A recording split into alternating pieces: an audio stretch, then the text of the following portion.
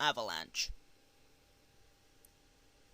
The Fat Controller had left Boko in charge of the branch line while Edward went to the works to be mended. Edward needed to be fit before the summer visitors came. After a week, he was growing bored. But then a newcomer arrived. She was a wooden coach, and Edward thought there was something familiar about her. That evening, he heard a quiet, timid voice. Excuse me," it said. "You're Edward, aren't you?" "That's right," he smiled. "Haven't I seen you somewhere before?" "Perhaps," replied the coach.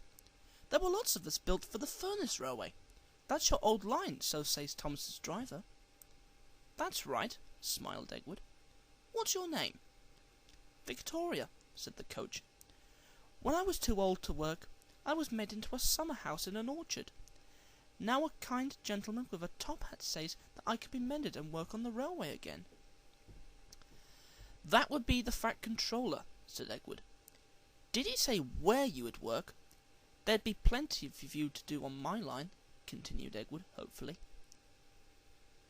Victoria hesitated. "I think the Fat Controller knew," she said, "but he didn't say."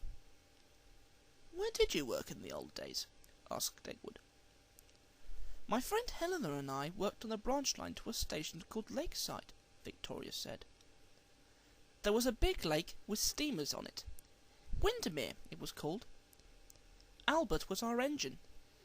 He was old, but very gentlemanly and polite." She broke off, chuckling. "Except once," Victoria explained.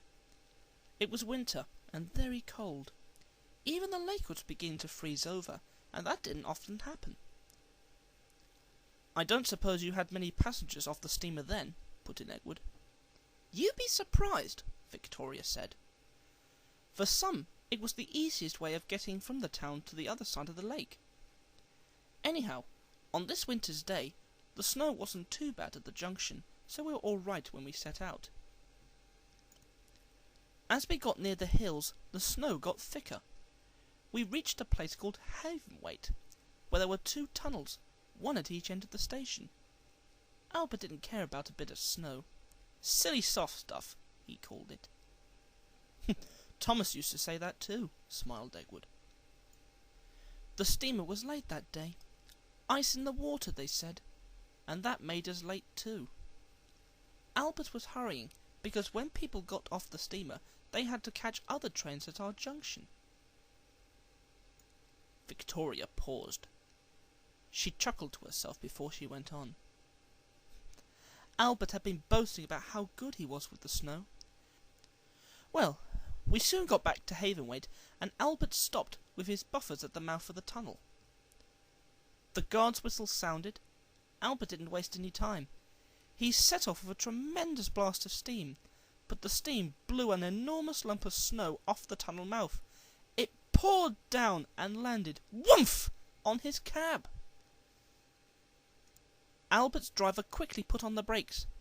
The train stopped, and then a lot more snow came down on Helena and me. She was almost completely buried, and half of me was too. Albert couldn't move an inch. He wanted to, but he didn't dare in case he brought down some more snow.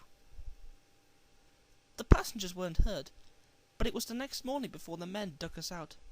I've never been so cold. Albert never boasted about snow again, though." "I wonder why," chuckled Edward.